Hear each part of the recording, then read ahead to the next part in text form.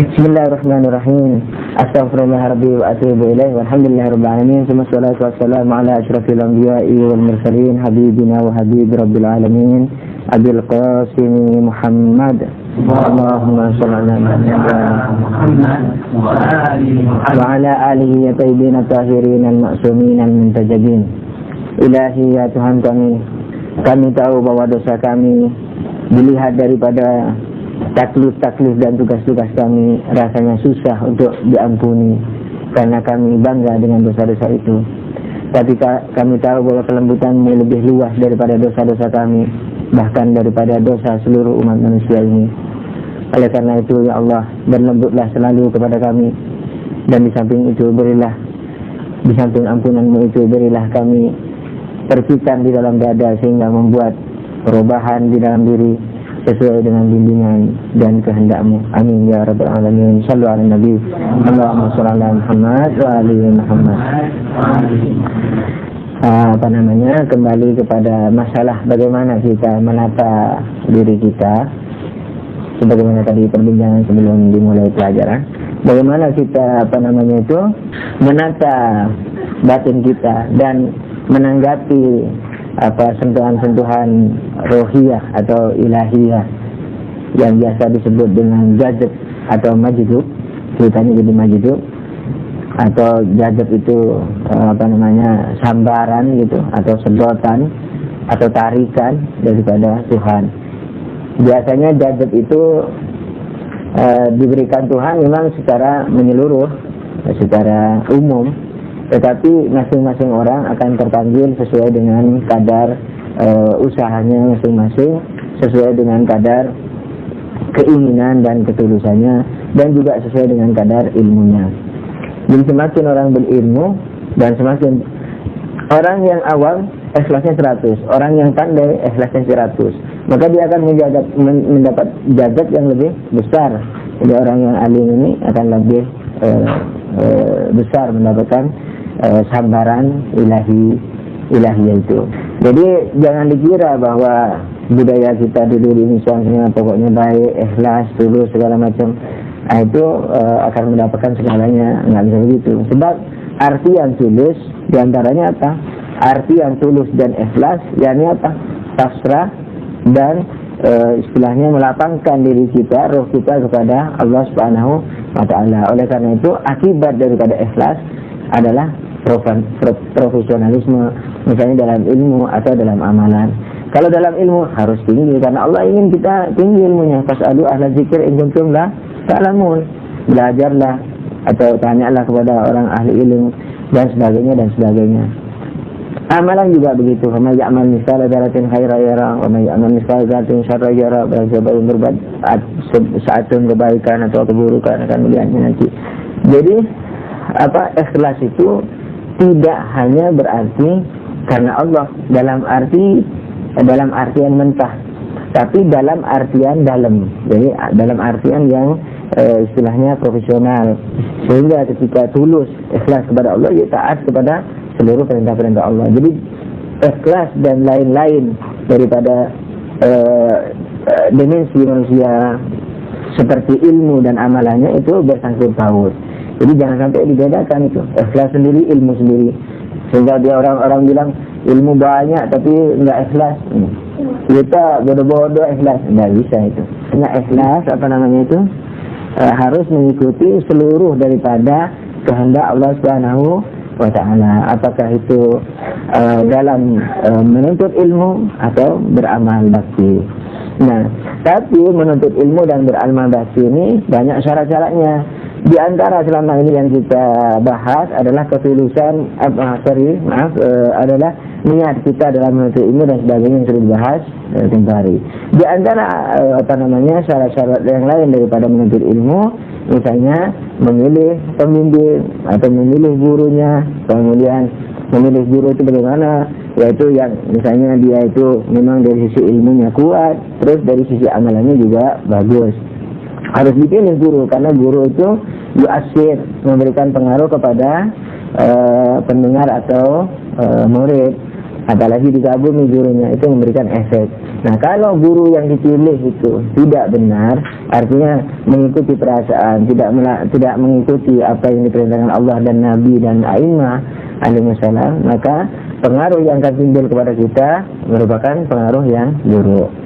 Sehingga tabiat atau karakter daripada guru yang disanjungnya itu akan istilahnya tertuang di dalam hatinya tanpa dirasakan, tanpa terasa.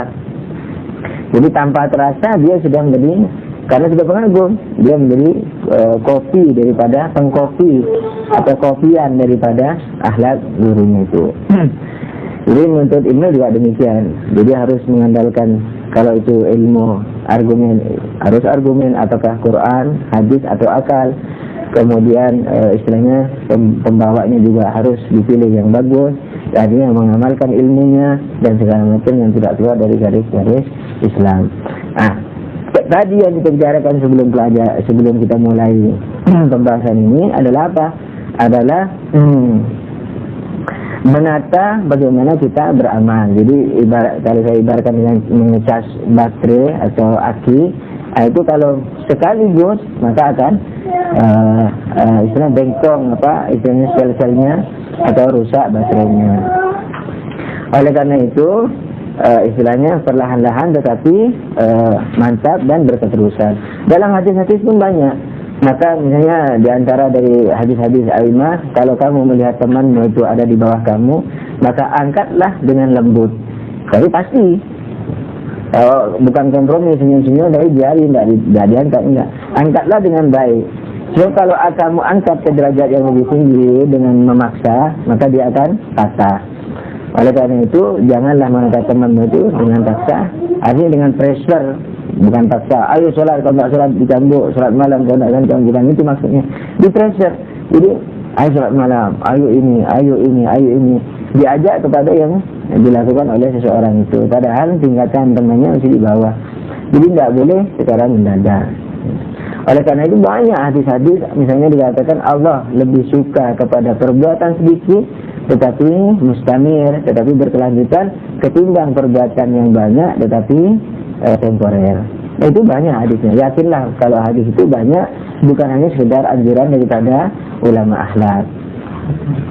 Gitu. Jadi memang hadisnya banyak, mengangkat teman tidak boleh sekaligus segala macam itu. Nah, itu. Sampai pernah dicontohkan di zaman A'immah kalau nggak salah itu, jadi ada orang masuk Islam, diislamkan oleh satu orang Muslim. Ketika dia masuk Islam, karena diajari Islam oleh, jadi orang kafir ini diajari Islam oleh fulan, misalnya fulan A, kemudian dia masuk Islam. Ketika masuk Islam, diajari taklif, tugas-tugas seorang Muslim, diantaranya sholat zuhur. Sudah sholat zuhur. Nah, ketika habis sholat zuhur, ketika orang yang baru masuk Islam itu mau pulang, diajak sama yang Muslim tadi, ngapain pulang? Zikir saja lebih bagus, zikir sampai nanti sholat asar. Nah, zikir terus gitu. Ikut aja nih orang yang baru, ikut sampai sholat asar. Setelah sholat asar dia mau pulang, dibilang yang Muslim, ngapain pulang? Ini sayang, waktu dibuang-buang, kita zikir sampai sholat maghrib. Habis gitu sudah sampai sholat maghrib, begitu mau pulang digitukan lagi sholat isya, digitukan lagi sholat malam. Besoknya sholat sampai ke sholat subuh, tak tidur kira-kira kurang lebih semalaman itu, kemudian tak makan segala macam. Akhirnya besoknya keluar lagi dari Islam, tidak mau masuk Islam. Nah, itu diantaranya contoh dari itu sejarah. Jadi dicontohkan oleh mana dicontohnya dengan sejarah terkenal itu. Jadi istilahnya kalau memang percaya kepada berita ini, yang berita Anas kan pernah bilang dari hadis, barangkali Ustaz, banyak, jangan khawatir kalau maksudnya. Boleh? Anak kalau yang mana itu yang mengangkat itu, nggak salah apa ada di sini atau di tempat lain. Anak-anak kalau mutalaah itu timbul terlihat itu. Jadi tapi di sini enggak kayaknya, bukan di kitab ini. Atau di kitab lain, ala terlihat, walhasil bukan di hadis onwan. Jadi itu secara hadis, karena utarakan secara hadis dulu, karena pembahasan akhlak, orang lebih istilahnya lebih cepat qani atau puas dengan Quran atau hadis. Tapi kalau misalnya dibahas dari sisi filsafat itu juga manis sebenarnya. Misalnya mengapa kita harus misalnya berbuat kebajikan segala macam, ya, seperti misalnya apakah Tuhan perlu kepada perbuatan kita dan sebagainya. Terus kenapa kalau kita berbuat cepat itu kurang disenangi sama Tuhan? Apa maksud kurang senang Tuhan? Toh kita akan menyembah Dia, kok bisa tidak disenangi? Nah, itu bukan tidak disenangi, tetapi lebih senang Tuhan kepada perbuatan yang istilahnya berkelanjutan sekalipun sedikit. Gitu. Nah, falsafahnya di antaranya itu. Jadi tidak mungkin katakanlah broken heart, walaupun broken heart ini pakai istilah kata cinta ya. Tapi ini broken heart maksudnya heart di sini iman yang dimaksudkan. Ini broken heart dalam arti istilah baru ini. Kalau tidak ada di kamus pasang, itu bahasa kesadaran. Ya. Kalau misalnya mursyid diartikan anak mursyid. Anak jawab dulu karena itu yang terakhir tadi. Mengenai mursyid ini, mursyid di dalam Syiah itu ketika orang sudah mencapai akal satu, first intelligence, dan itu pun sudah harus fana. Jadi orang ketika dia masih berbuat haram, sekalipun kecil, jangan jadi mursyid. Jadi murid tidak bisa sebab kok di hadapan mursyid, murid namanya. Jadi murid dalam bahasa Indonesia itu dari murid bahasa Arab. Kalau masih berbuat dosa, sekalipun kecil, jadi murid tidak bisa, apalagi mursyid. Kalau berbuat makruh, sekalipun sedikit, jadi murid tidak bisa, apalagi mursyid. Kalau masih menyukai yang mubah, bukan yang haram, menyukai yang mubah, bukan makan, menyukai yang dimakan, bukan pakai baju, tetapi menyukai yang dipakai. Itu jangankan jadi mursyid, jadi murid masih belum bisa. Kalau dia masih suka karomat, sebenarnya ini, sebenarnya suka baju segala macam, suka karomat, senang hadiah. Yang tahu hanya Allah, kita nggak tahu orang ini misalnya ke Mekah sekarang, dia senang nggak tahu. Kalau dia tidak senang, berarti layak dia jadi murid. Tapi kalau mursyid belum, sekalipun sudah bisa terbang ke Mekah dalam sekejap mata. Itu pun kalau dia nggak suka. Kalau dia suka, jadi murid masih belum. Apalagi mursyid. Terus dia suka keluar masuk surga. Setiap saat mau masuk surga bisa. Lebih tinggi lagi kan? Masuk surga, kapan saja. Bukan hanya ke Mekah ini, ke surga. Nah, dia senang nggak hatinya? Kalau senang, nggak bisa jadi mursyid, apalagi murid. Kalau tidak senang, derajatnya masih terlalu rendah. Tidak senang, tapi masih di surga derajatnya. Sekalipun tidak senang, itu masih jadi murid saja, belum mursyid. Ketika masuk ke Lauhul Mahfuz, sudah lebih tinggi. Lauhul Mahfuz di atas surga ini. Dia senang apa enggak? Kalau senang, tidak bisa jadi murid. Tidak bisa jadi mursyid. Kalau tidak senang, tidak bisa jadi mursyid, belum makomnya, jadi murid. Jadi murid itu batasannya ketika lepas dari mubah di alam materi ini sudah bisa jadi murid. Nanti dilihat, ketika dia lihat surga atau masuk surga, dia senang apa enggak itu dengan surganya. Nah, kalau dia tetap tidak senang, tingkatan muridnya terus naik gitu. Sampai ke Lauhul Mahfuz. Kalau dia tidak senang dengan itu, biasa-biasa. Dia yang dia cari Tuhan. Itu misalnya istilahnya mau kawin dengan bidadari, terus yang datang misalnya orang apa yang kita tidak suka, misalnya orang kulit putih, belang-belang, tidak ada gunanya. Mengapa orang konsentrasi tinggi kepada Laila yang kamu tunggu, Laila Majnun maksudnya, ya Laila yang ditunggu, datang goreng-goreng, tidak perhatian. Wanita itu begitu, yang dicari Laila.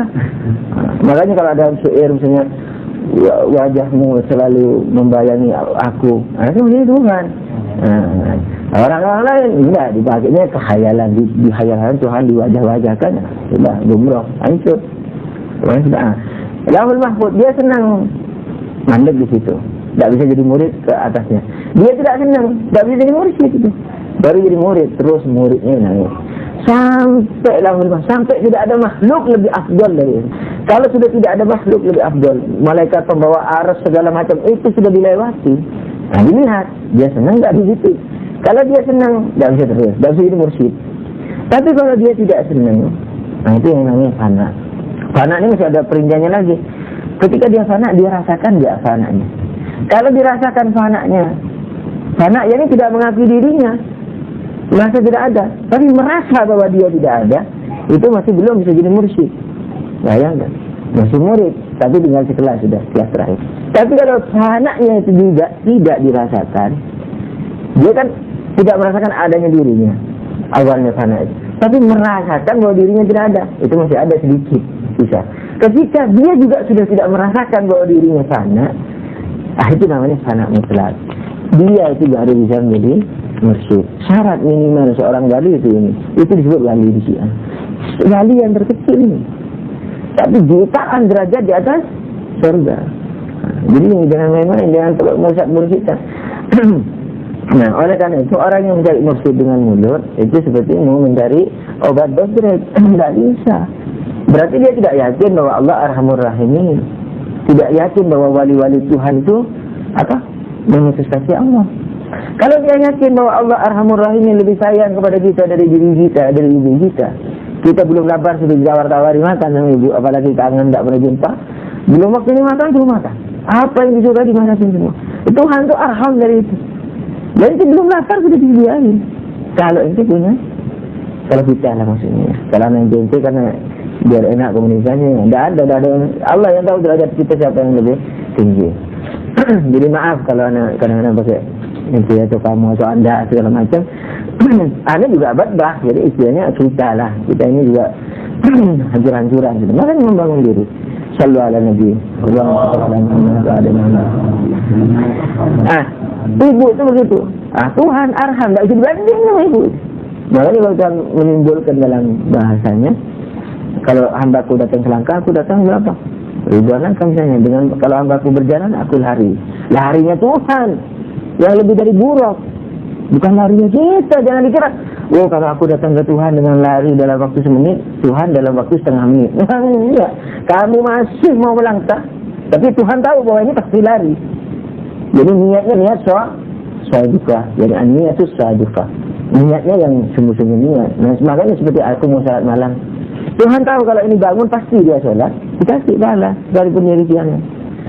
Tapi kalau Tuhan tahu, ya ini sekalipun bangun nanti itu lagi juga, dia tetap akan juga. Itu niatnya bukan niat sadiq, itu tidak diberi pahala sholat malam. Diberi pahala karena memang niatnya baik, tapi bukan pahala sholat malam. Tapi kalau betul Tuhan tahu bahwa ini, jadi betul Tuhan tahu maksudnya orang ini betul-betul sifat betul tadi bukan ke Tuhan. Maaf ini barangkali isal filsafat nanti. Sifat betulnya itu bukan ke Tuhan. Jadi Tuhan tahu bahwa orang ini betul-betul akan bangun, sekalipun kesiangan, sekalipun umpamanya terbunuh, tetap itu pahalanya disusulkan sama Tuhan. Ya bukan disusulkan, mungkin bahasanya supaya menekankan bahwa Tuhan itu jauh kasih sayangnya melebihi ibu atau diri kita.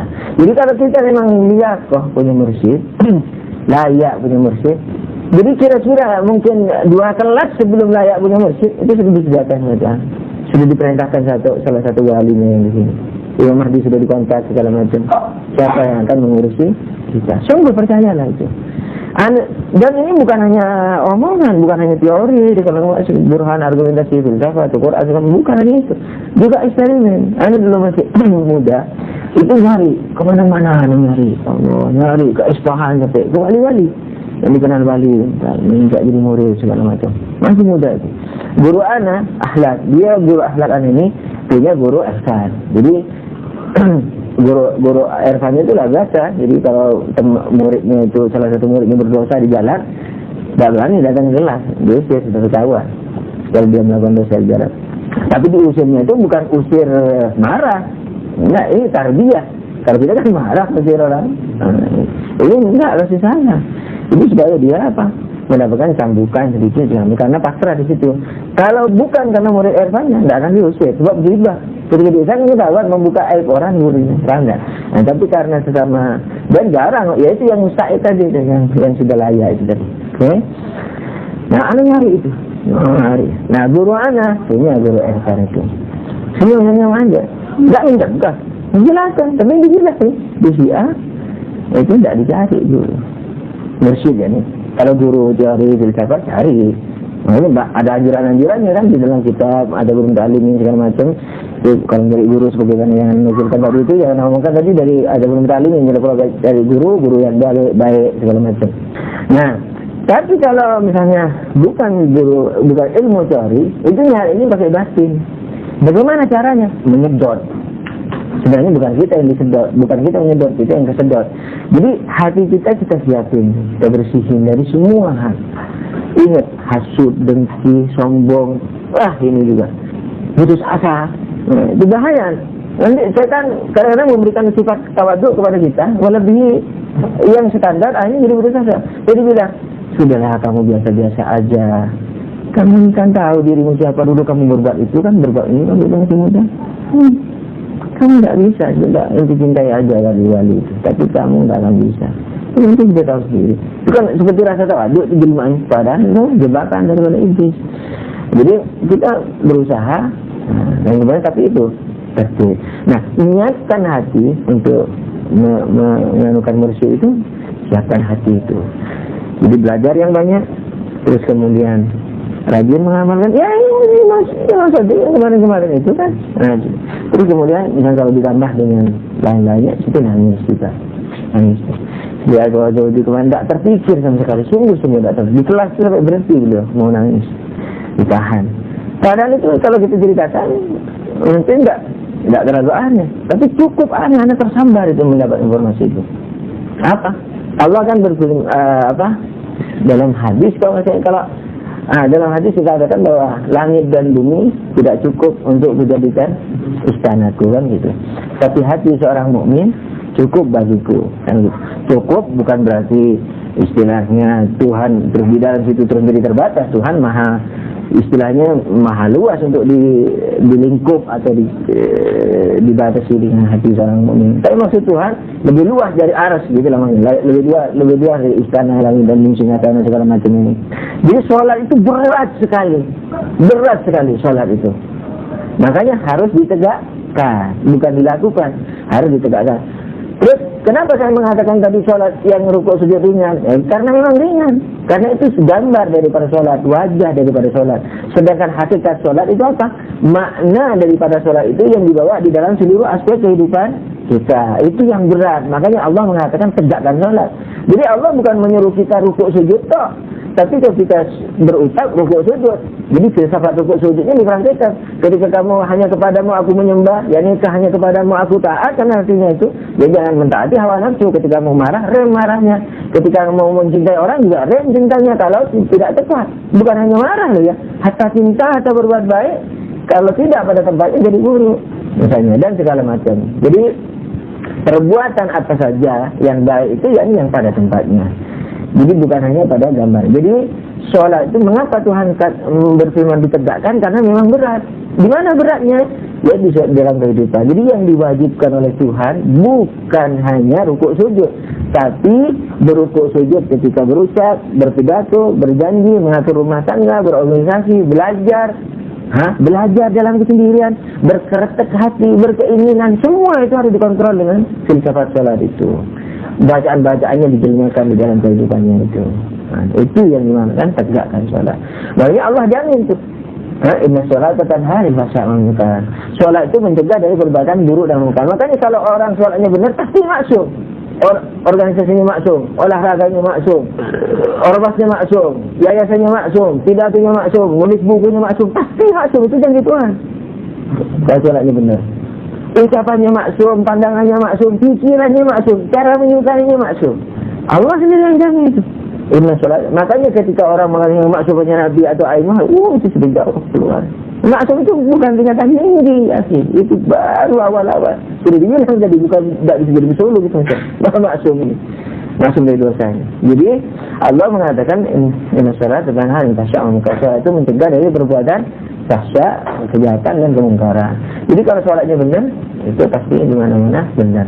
Makanya Al-Qur'an Daudi gampang aja nih ukuran untuk mengetahui sholat itu diterima tidak. Lihat dirimu masih berbuat maksiat enggak. Kalau berbuat maksiat ketahuilah sholatmu masih belum kabul secara benar. Tuhan justru kalau kita dilihat itu berarti bukan Tuhan. Tuhan ketika diketahui itu bukan Tuhan. Nah, ketika kamu bertawajuh kepada yang tidak diketahui, nah itu ingat. Jadi ingat kepada Tuhan, bukan ingat kepada rupanya, bukan ingat kepada nama Allahnya, alif lam lam ha, bukan pula ingat kepada rupanya. Sebab ingat tahu itu pertanyaannya tadi mengandung nafas filsafat. Orang tak jumpa tak sayang. Ini disuruh mensayang, tapi tak pernah dijumpa. Mana mungkin? Orang tak pernah tahu, tak mungkin ingat. Bagaimana disuruh mengingat sementara dia tak pernah tahu? Jawabannya apa? Yang cesplengnya tadi itu. Kalau Tuhan diketahui, bukan Tuhan. Justru ketika Tuhan tidak diketahui, itu.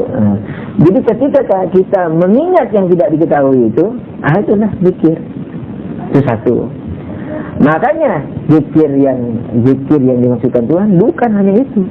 Sampai dikatakan afdalul zikir apa? Kalau Aimah mengatakan maksudnya, lah bukan itu.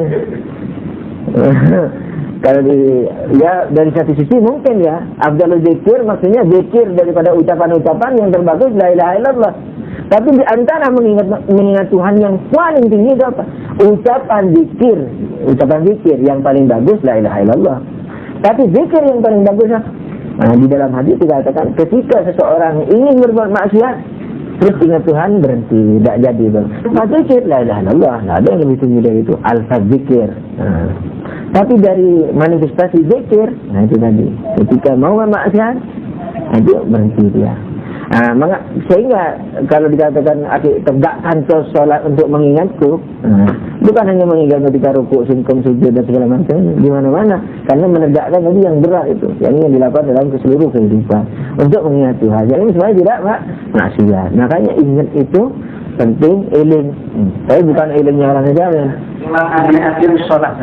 Akhirnya sholat. Saya pernah baca itu ketiga daripada unsur, yaitu pertama itu suratus sholat, haqiqatus sholat, dan rukus sholat itu betul-betul tertuju kepada satu titik. Dikatakan ya, yang diperintah Allah. Jadi mulai daripada surah dari sholat. Jadi betul-betul surahnya harus seperti sonu tamara itu munisari itu, dan mengikuti Nabi dan ngarang-ngarang sendiri. Kemudian yang kedua haqiqatus sholat, hakikat daripada sholat itu betul-betul tidak hanya sekedar rukuk, sujud dan sebagainya seperti yang di surah tadi, tapi benar-benar itu bisa merubah sikap dan perilaku. Dan kemudian lebih penting lagi sholat, karena seperti yang digambarkan seperti ikan laut. Kalau orang yang mempunyai roh seperti ikan laut, walaupun ciri ikannya itu asin, banyak mineralnya, tapi tidak pernah terpengaruh. Sehingga orang yang sholatnya itu betul-betul itu mempunyai roh sholat, ya seperti ikan di laut itu, walaupun ikannya penuh dengan bermacam-macam kotoran, bermacam-macam mineral, dia tetap dalam keadaan segar. Nah, itulah orang yang menegakkan sholat. Benar, gitu-gitu. Sama saja, tidak ada masalah, tidak ada pertentangannya. Jadi karena tapi kalau salah ya? Kalau nggak salah di salah satu di Arba'in 40 hadisnya Imam, kalau nggak salah menyebutkan juga masalah seperti ini.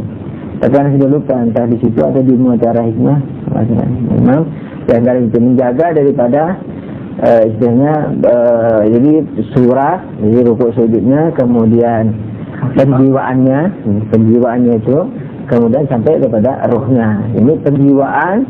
Jadi kalau kita gambar sholat, terus aksiden, kalau kita bahasakan dengan bahasa kita, terus menjadi substansi.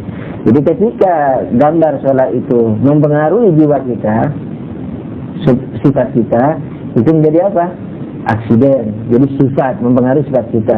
Kalau itu kita pertahankan terus, sehingga menjelma menjadi roh kita, rohnya sholat itu menjadi roh kita, maka itu menjadi substansi. Maka kita aman dari berbagai. Kalau kita dekatkan dengan bahasa kita maksudnya. Jadi kalau rukuk sujud itu mempengaruhi sifat-sifat kita di dalam, kan suratnya itu gambarnya, surahnya, dohirnya kan rukuk sujud. Nah, kalau itu mempengaruhi diri kita, sifat kita, sekalipun temporer bentuknya, mempengaruhi ingin berbuat baik, ingin berhenti dari berbuat jahat, nah itu boleh dikatakan menjadi apanya tadi? Kalau kita istilahkan aksiden, tapi kalau istilahnya tadi enggak, setelah suratus sholah itu apa? Hakikatus sholah. Jadi hakikatus sholah itu istilahnya bukan hakikat yang dimaksudkan 100% sholat itu, bukan, sebab di atas hakikat ada rohnya. Nah, tapi bisa orang pakai istilah hakikat yang dimaksudkan ya rohnya, itu maksudnya keseluruhannya. Jadi dari pembagian ke surah, hakikat terus roh, ketahuan bahwa maksud daripada hakikat di sini bukan keseluruhan, tetapi jadi ketika sholat dijalankan oleh seseorang ke dalam dirinya, itu ada perubahan di dalam diri ini sekalipun temporer, sekalipun aksiden, jadi belum menyeluruh. Itu selesai sudah ya sholat secara global itu. Nah, sholat ini kadang-kadang dibandingkan dengan yang lain-lain. Nah, sholat ini kadang-kadang dihubungkan dengan yang lain-lain. Kalau dihubungkan dengan lain-lain macam-macam, sholat itu ibarat apa? Tiang atau misalnya dasar. Maka itu kalau diterima sholatnya, diterima yang lain. Kalau tidak diterima sholatnya, tidak diterima. Itu ada filsafatnya luar biasa tuh. Kenapa? Allah kan kejam banget kalau begitu. Kalau dilihat dari tauhidnya, sholat kita kalau tidak diterima, sedekah kita nggak diterima. Loh gimana itu? Puasa kita nggak diterima. Kok bisa? Nah, dengan itu Pak, sebenarnya sambian-sambian ini bisa sudah menjawab dengan penjelasan tadi. Kenapa yuk? Kenapa kalau sholatnya tidak diterima, puasanya nggak diterima, sedekahnya nggak diterima, ceramahnya nggak diterima, nulis bukunya nggak diterima? Itu pun kalau benar. Kalau salah, digugat nanti. Dan orang yang beramal, ribuan orang akan ditanggung kita. Jangan dikira berkarya terus mencari menjadi.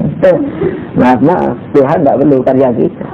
Jadi kita berkarya untuk bantu kita. Makanya kalau merusak manusia, merusak masyarakat, Tuhan kita akan membakar kita.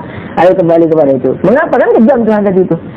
Sholat tidak terima, puasa kita nggak terima. Apa hubungannya sendiri kan? Kalau katanya siapa yang berbuat satu atom keburukan juga dikasih balasannya. Ganjaran nggak apa-apa sih, cuma ganjaran jangan kita pakai ke yang baik-baik. Kalau berbuat satu atom kebaikan dikasih ganjaran, kalau keburukan dikasih balasan. Ganjaran. Terus gimana itu? Hubungkan dengan yang tadi. Allah mengatakan inna sholata tanha 'anil fahsya'i wal munkar. Jadi kalau sholatnya seseorang tidak benar, sudah pasti apa? Jadi kenapa kalau sholatnya tidak diterima, puasanya tidak diterima? Karena sudah pasti bahwa sholatnya, bahwa puasanya apa? Tidak fahsya'i munkar. Tanhanil fahsya.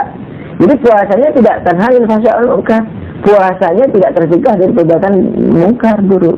Jadi ketika Allah mengatakan sholat itu tiang agama atau misalnya digarang kepala orang, kalau jarang nggak pakai kepala, tidak mungkin. Mata aja nggak punya, pasti ketubruk jalannya. Itu dia. Makanya sholatnya harus hati-hati, fikihnya segala macam itu. Termasuk ma'rifahnya, termasuk pemanifestasiannya dalam kehidupan kita. Jadi kalau sholatnya nggak diterima semua, sedekahnya nggak diterima, semua sedekahnya ada kemungkinan bersedekah. Berbuat baik, ke masjid, 10 juta sumbang, humus tidak bayar. Orang tidak fahsya'u kan, tidak sholat tidak benar.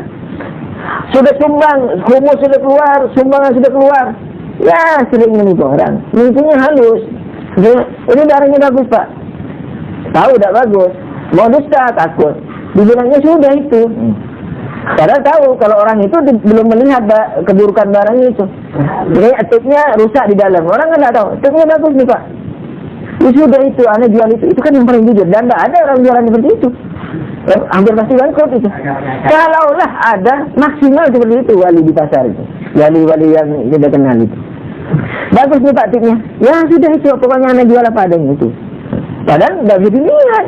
Dia tahu bahwa orang ini yang mau beli pasti tidak bisa melihat dalamnya. Terus dengan ini ke haji, ke Mashhad, sampai dikatakan dalam hadis diriwayatkan oleh dipidatokan oleh Ayatullah Ibrahim ini, di akhirat itu nanti ada orang punya amal bergunung-gunung. Bergunung-gunung amal sampai tidak nyampe ke dia, tidak diterima itu. Nah kenapa? Karena hartanya bercampur haram. Disebutkan dalam hadisnya. Yang beliau membahas ekonomi. Jadi enak kalau di sini. Jadi Ayatullah Fulan Imam Jum'ah yang satu ini sering membahasnya misalnya filsafat esa segala macam yang ini ekonominya. Jadi seperti bagi-bagi tugas begitu ulama-ulama. Enak Ayatullah Jum'ah ini sering bahas ekonomi. Bergunung-gunung pahalanya itu, tapi tidak bermanfaat untuk dia. Jadi bukan karena campur haram itu. Banyak. Jadi oleh karena itu kalau sholat seseorang benar, bajunya yang dipakai 1 sen pun tidak ada pertanggungan humus, tidak ada tanggungan ini, tidak ada kecurigaan riba, segala macam itu lolos.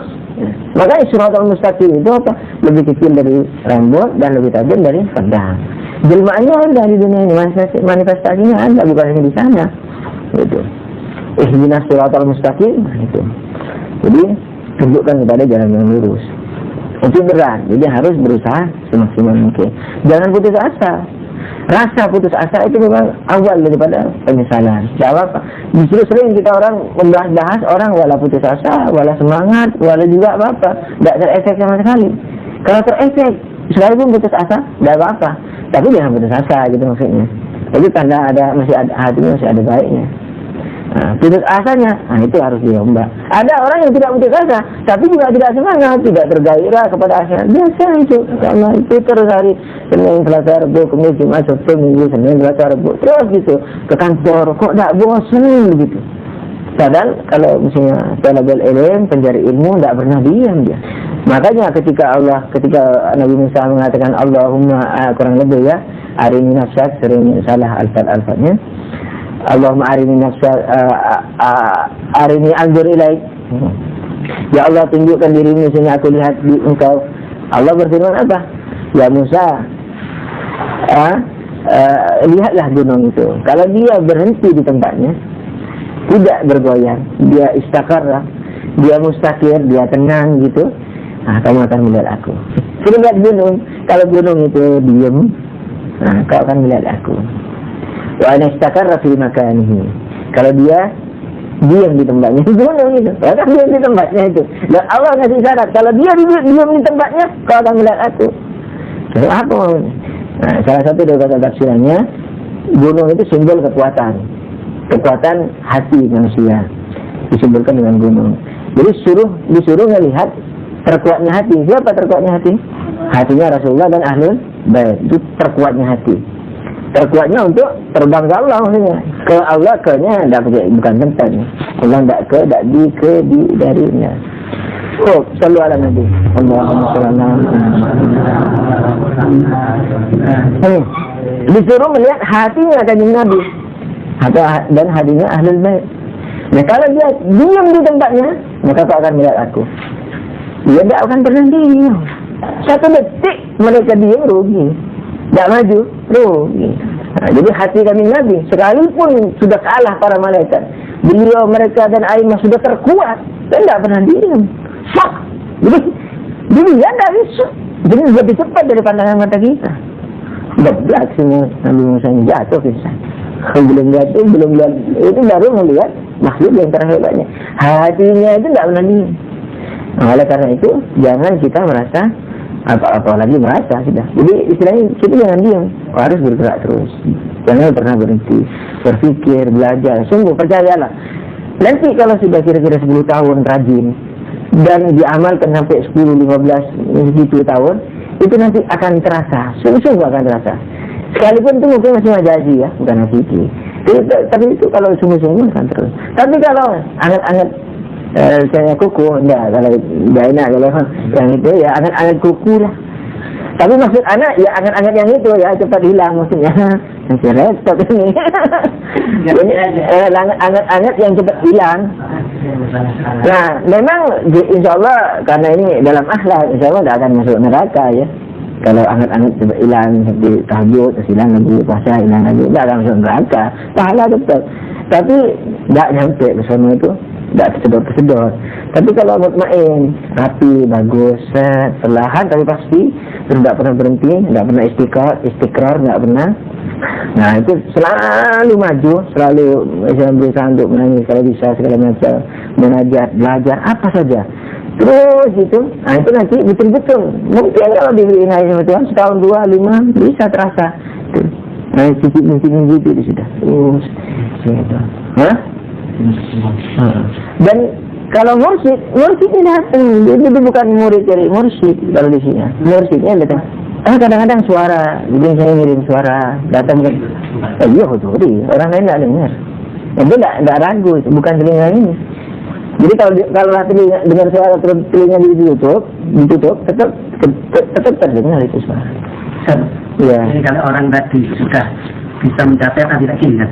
Jadi misalnya orang itu sudah berbuat seperti dikatakan Ustaz tadi baik seperti itu, kan dapat pahala itu. Akhiratnya nanti akan dapat balasan atau mungkin surganya itu bisa dijamin. Tapi di dunianya ini seperti kita ini mungkin tidak bisa merasakan itu kenikmatan daripada anak dengan Allah. Mungkin diberi. Kita kan sudah melakukan kalau seperti tadi kan sangat sedikit sekali jumlahnya. Iya, jadi nanti surga itu bukan simbol fana. Surga itu, jadi kalau anak mau bilang di dunia kebun binatang bukan kebun binatang. Ya ini paling rendahnya kebaikan. Jadi kebaikan untuk manusia ya, paling rendah itu surga. Sebab di bawah itu jangan, di bawah surga jangan. Jadi kelas yang paling rendah dari kebaikan, nah itu jannah. Jadi jannah bukan misalnya kita ahli surga tapi sekarang karena ini ditutup sama Tuhan, bukan. Karena memang tertutup di sana nanti akan melihat yang lebih atas. Itu pun kalau kita masuk surga, memang sudah untung lah. Tapi selama masih ayat di kandung badan, selama banyak ayatullah mursyid, kenapa kita tidak coba? Gitu. Selama lambaian tangan Tuhan selalu tidak pernah berhenti. Jadi ketika Allah mengulurkan tangan tidak pernah menarik itu. Kita saja yang lari. Jadi kalau Allah menarik diri, Allah menyesatkan, itu bukan Allah nyesatin, ngapain Tuhan nyesatin? Kalau nyesatin itu ada kejahatannya, ima bodoh, kalau bukan bodoh, dendam atau segala macam, Tuhan bersih dari itu. Jadi kalau maksudnya simbol-simbol itu sekedar supaya manusia takut. Lain maksud menyesatkan itu, jadi dia pergi daripada inayah Tuhan. Itu namanya kesesatan. Kayak matahari bersinar menerangi kita berjemur, sudah kena kanker kulit. Atau kita ngumpet di dalam jurang kegelapan, ya sudah kita kekurangan vitamin D. Sudah kayak gitu. Untuk mengatakan itu kebaikan yang paling bawah, itu adalah surga. Bawahnya jahanam. Terus kebaikan yang di atasnya daripada yang tadi. Ya itu. Kalau kita globalkan, apa tadi? Lauhul Mahfuz, ini akal. Kalau dikatakan akal 10, terus di atas itu akal 9 sampai akal 1. Nah, akal 1 kalau dia masih senang di akal 1 tidak bisa fana, belum wali misalnya. Jadi akal 1 terbagi kepada 3. Senang akal 1, tidak senang akal 1 fana, tapi merasa fana, merasakan fananya itu. Nah, tidak senang akal 1 dan fana dan tidak merasakan fananya, itu baru dia tertinggi. Tapi di tingkatan yang terbawah ini. Jadi itu pun, tapi terbawah dari tingkatan wali itu sudah. Kalau surga terbawah dari tingkatan kebaikan, tapi sana terbawah dari tingkatan wali. Jadi masih ada dengan ayat waridwanu minallahi akbar. Apa itu bukan puncak kan? Enggak. Akbar. Enggak. Ridwanullahi akbar. Akbar dari apa? Dari surga itu. Nah, jadi ketika kita masuk surga, yang kita dapatkan 2. Apa itu? Surga dan ridho Allah. Kalau ditanya mana surga, mana yang lebih besar, surga atau ridho Allah? Ridho Allah. Tapi ridho Allah apa satu? Oh, bertingkat-tingkat. Lauhul Mahfuz, ridho Allah. Akal 9, akal 10 gitu. Jadi ridho Allah tak banyak-banyak, ya tak tingkat-tingkatannya. Ridho Allah kepada Nabi tidak mungkin sama ridho Allah kepada kita. Sekalipun kita masuk surga, sangat mustahil itu. Mau aklan, mau naklan, Al-Quran, hadis atau akal. Apalagi kalau filsafat sudah dibagikan globalnya itu ya, akal 10, 9 itu global. Wailah di dalam itu masih jutaan lagi tingkatan. Cahaya yang luar biasa. Dan tidak bisa ditempuh dengan istilahnya cinta dunia, menyukai yang mudah, menyukai surga, lagi ini, segala macam, tidak disukai, tidak senang. Dan pahami itu untuk kita, sholat itu gimana? Awalan sholat itu perhatikan istilahnya wuduknya atau harusnya dulu dari najis itu bagaimana, bersih sudah benar penunjuknya. Terus kemudian badan dan bajunya dilihat, cek sesuai dengan fikih taharah, pembersihan daripada najis. Setelah dicek semua benar pencucian baju dan badannya, cek wuduknya sesuai dengan fikih sampai ditakriti. Setelah pas wuduknya, cek mandinya. Ketika sudah pas mandinya, cek taharah daripada tempat sholatnya. Ketika sudah benar, dilihat. Karena untuk tempat sholat dan baju itu disyaratkan bukan hanya bersih dari najis, tapi bersih misalnya dari harta haram. Dilihat ini uangnya, baju ini dibeli oleh siapa dulu, dia kerjanya bagaimana. Nah, kalau ada haramnya, yakin. Nah itu ragu, tapi sangat ragu, sangat kecurigaannya betul-betul hampir tidak yakin. Hati-hati yang dibuat sholat gitu. Yang yakin hampir, bukan yang yakin sudah kalau dibuat sholat batal sholatnya. Jadi bersih, najis-najisnya sudah bagus, wudhunya sudah bagus, kemudian mandinya sudah bagus, tempat sholatnya juga najisnya sudah bagus, kemudian dilihat bersih nggak dari haram. Ini yang berhasil. Kalau enggak batal, bukan pahalanya hilang, sholatnya batal, wajib kodok. Nanti kalau punya anak, anaknya mau doain kita seumur hidup. Wah, melaknat di kita anaknya melaknat di bapak ini dasar. Nah, ini wajib kan. Nah, Setelah selesai semua itu, ya, periksa semua dari najis, taharah, terus kemudian sampai ke haram, dilihat sholatnya, rukun-rukun sholatnya diperhatiin. Jangan gampangan sholat itu. Wah, ada yang sami Allah belum nyampe, tegak sudah sami Allah. Batal misalnya. Masih belum nyampe, sami Allah di mana tidak. Tidak boleh. Apalagi dari ruku, sami Allah di mana kayak sini. Ya, tegak dulu, sami Allah di mana tidak. Mau sujud atau mau rukuk, Allahu Akbar. Kalau mau takbir, kalau enggak apa-apa sunnah. Allahu Akbar. Tidak boleh bergerak, tangan aja boleh, badan tidak boleh. Tidak, Allahu Akbar. Atau sedikit, Allahu Akbar sambil turun. Nah, ini tidak boleh. Periksa ke semua fikih sholatnya. Ya, kalau sudah semua itu, kalau bisa perhatikan makna daripada, jangan bermakna ria dulu. Mau bermakna udah irfat tapi najis, ada aja sholatnya batal, sungguh-sungguh batal. Bukan hanya pahalanya. Itu haram, tidak benar, ada haram sungguh. Jadi harta nangis itu nangis bahkan bukan apa. Kalau lah dia berbuat baik itu kan tidak diganggu setan aja, sengaja ditipu. Setan sudah tahu salah dia batal, biarkan aja gitu. Itu jangan goda, kan dia seperti jadi malaikat sudah. Wah, pikir lihat dan dikipas sama setan.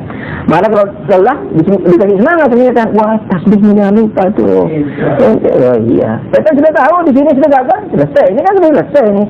Tidak bisa dipengaruhi banyak-banyak.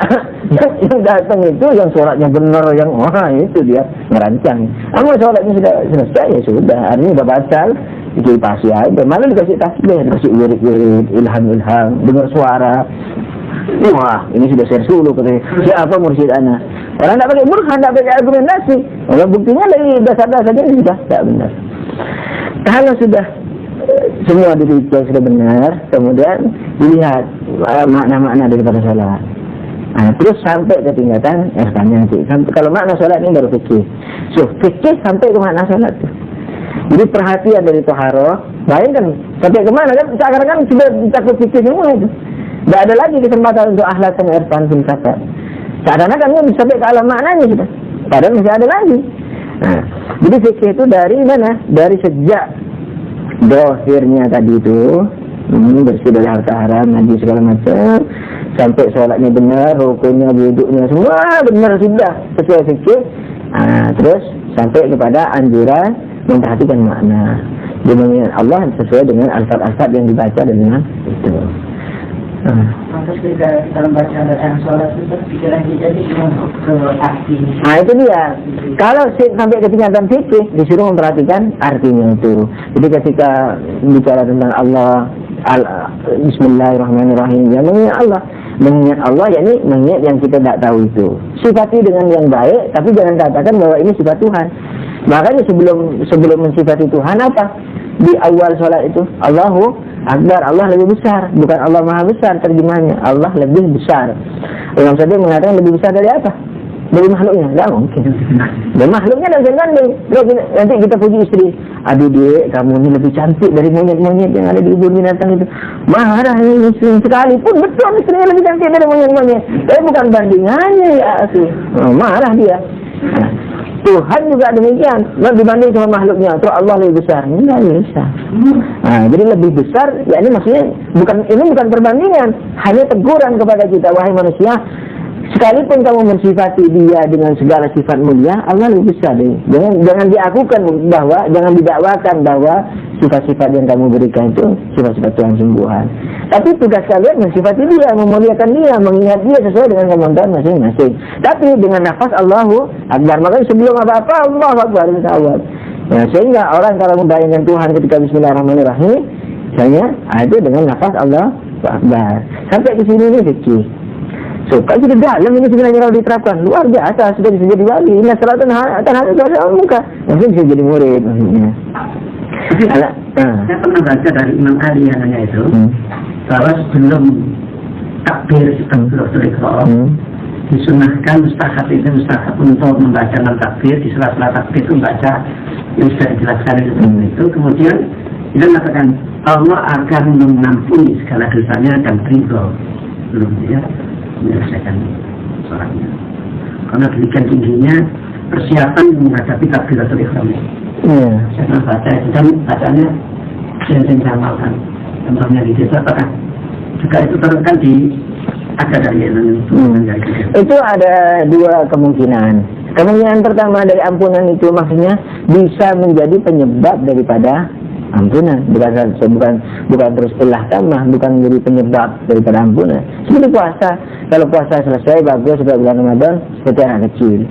Nah, apakah puasa tidak benar atau tidak kan lain. Takbir itu juga demikian.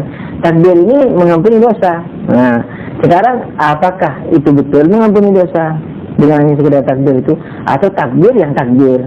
Ini yang takbirnya rohnya itu bukan takbir lafaz. Kalau kita takbir, hampir pasti diampuni dosanya.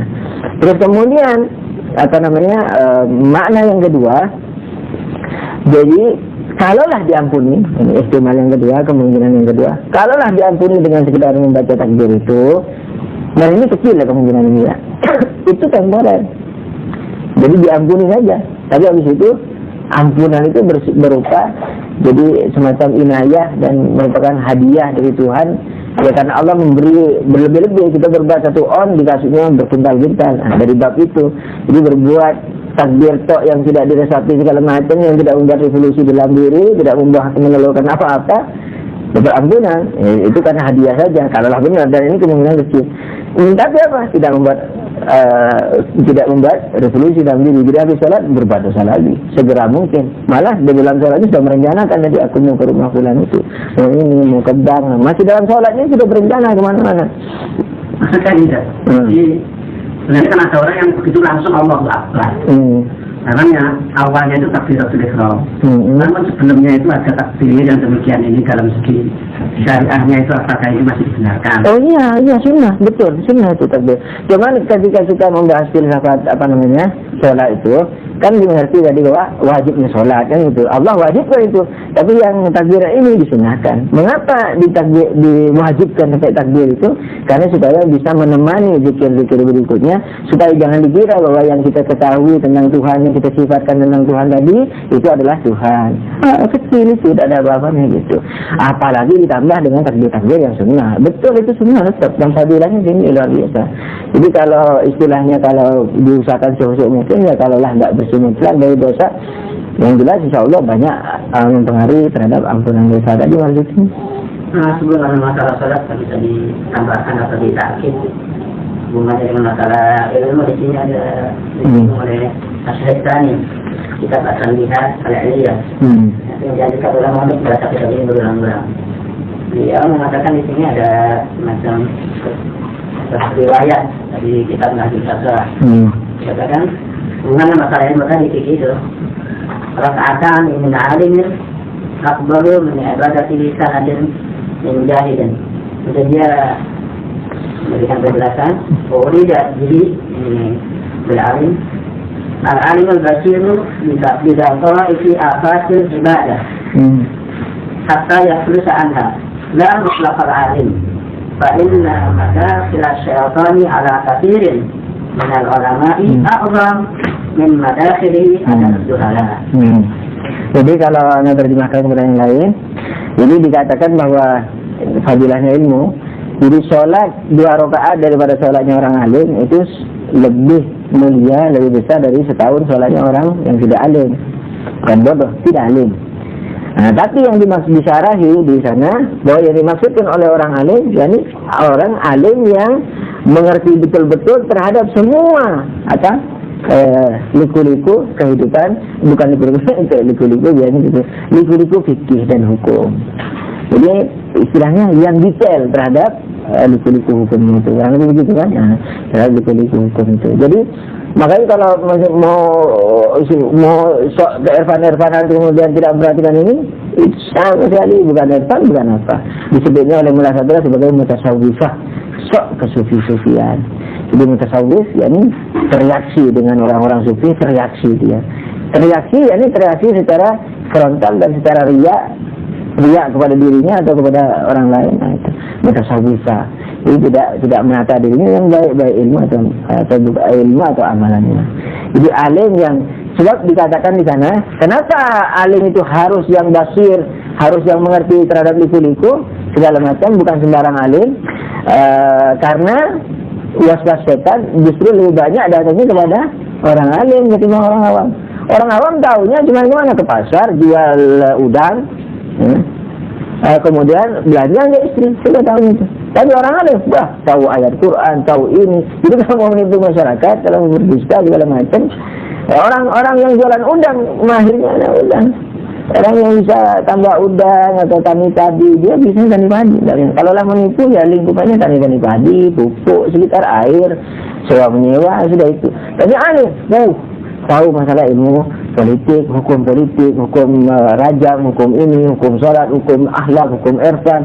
Tahu dia baca kan secara burhan, secara argumentasi. Kalau menipu orang, tidak ketahuan. Jangan yang ditipu awam lagi. Kalau Pak Petani atau penjual udang yang ditipu sama-sama punya ilmu standar, makanya ngamuk nanti, ketahuan marah dia. Tapi kalau ini orang alim, menipu masyarakat sampai di akhirat baru ketahuan. Di dunia tidak punya ketahuan.